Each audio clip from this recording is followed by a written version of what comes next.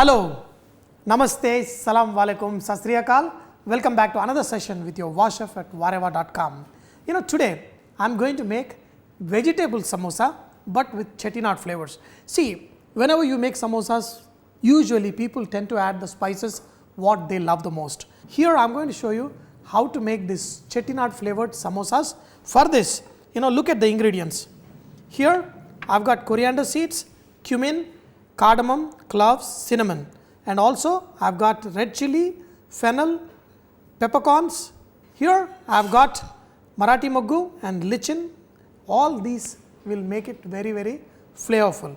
So, after dry roasting all these ingredients, we are going to add a pinch of this masala, and you can also make this masala and keep it and add it to your chicken curries, meat curries. For non-vegetarian masalas, this is excellent.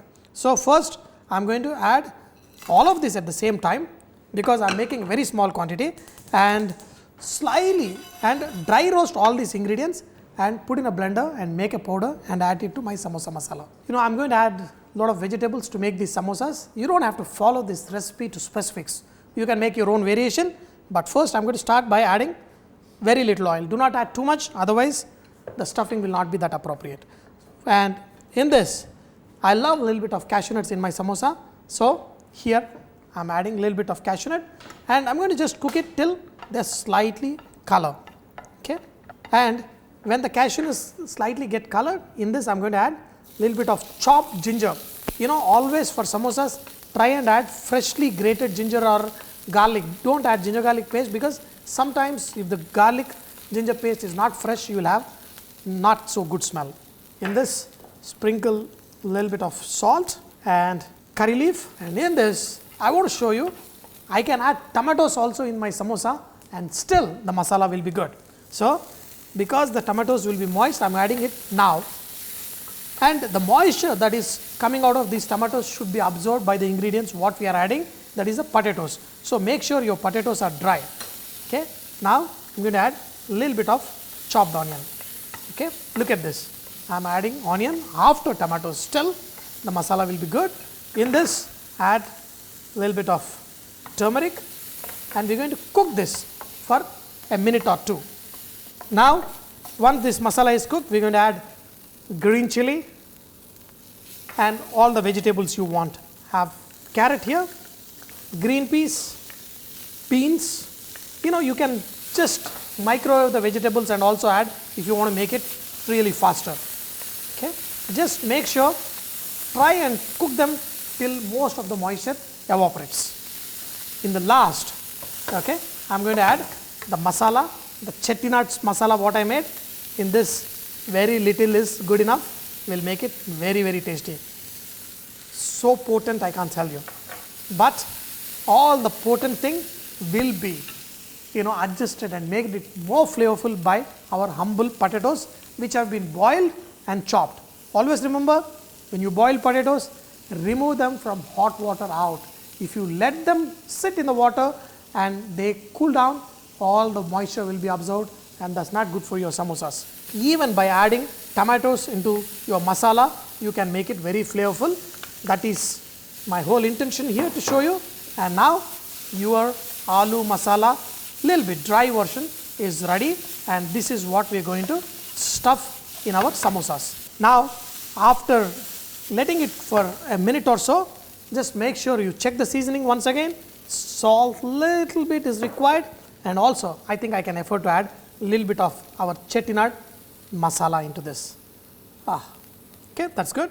And last, if you want, squeeze in a little bit of lime juice, that will make your samosas very refreshing. Good.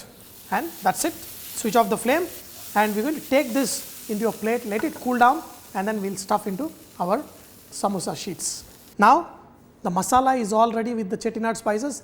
Let us learn how to make the dough to make good samosas. Now, I am going to make this by taking around 300 grams of flour. In this, for the flavoring, I am going to add Ajwain in the dough, and in this add right amount of salt in the sheet. Now, make a well and pour around 100 grams of vegetable shortening, oil or ghee, whatever you want to make. Now, add water and make it a stiff dough. that is like puri dough, not like chapati. Chapati is very soft. The puri is a tighter dough. So, we are going to add water and we are going to make the dough. And another thing is, once you make the dough, we are going to rest the dough. That is when your samosas will come out even better. Now, the dough is ready. All you do is just take a clean wrap or a cloth and just wrap it. And after resting it for 30 minutes, we are going to make the samosas. Once you rest the dough, divide them into the portions you want. If you want bigger samosas, you may have to take bigger portions. If you want small samosas, take it lemon size, because each dough you will be able to make 2 samosas. Now, roll it first little bit rounds. For rolling the puris or samosa dough, you never have to use flour, because if you use flour, first thing oil spoils, and if you use the right amount of shortening in the dough, then you will be able to roll the sheet easily. Look at this. First make it slightly round and then now make it elongated like egg shape. Make it slightly thinner. Look at this.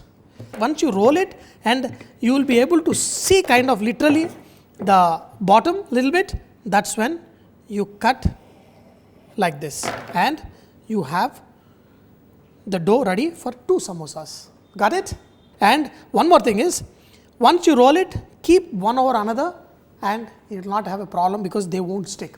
And you can keep like this clean wrapped in the fridge for a day or 2 and still roll the samosas. If you add the right shortening and the dough is correct, they will never stick.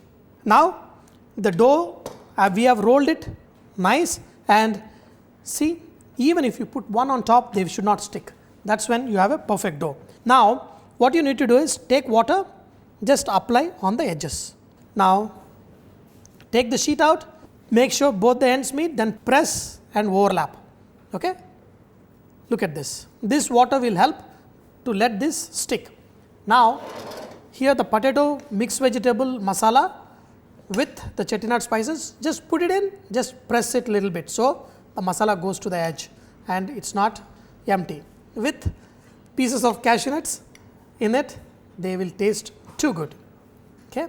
And once you fill it up, then just bring one of the edges here on one side, then like this. So, now pull this strip and attach it at the edge. So, this when you bite, it will be nice and crispy. Okay? Now, the samosa are pretty much done, and put it on the table, shape it and then make them sit one after another. Now, the samosas are all shaped up, and make sure that the edges are nice, and when you look from the front, they should look like a nice triangle. Okay? Put them into oil. Oil has to be not too hot. Oil has to be little bit medium hot. That's way you will get your samosas evenly colored. If the oil is too hot, the samosas will get uneven coloring, and also the crust has to be awesome, what I call the samosa bite. When you fry it at the right temperature for the right time, you will have the samosas awesome and literally melt in your mouth. So, just put in the oil and let it cook till they are evenly colored. Now, look at the samosa color, even and perfect. Okay? If you want more coloring, you can fry, but this much is perfect for me. Wow. The samosas have ready, and look at this masala also, they look so beautiful. Dear friends, very easy to make, and make your samosas flavorful the way you like. This is what I call samosa bite. Look at this, what I mean. That's when your samosas will be easy to eat and perfect. Dear friends, you can make any kind of samosas, but try my chettinad flavor samosa and you will thoroughly enjoy it.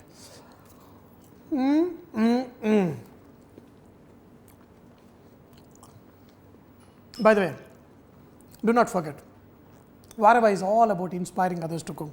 So, please post your recipes and cooking tips at VahRehVah.com so others can benefit from your great cooking. Thank you.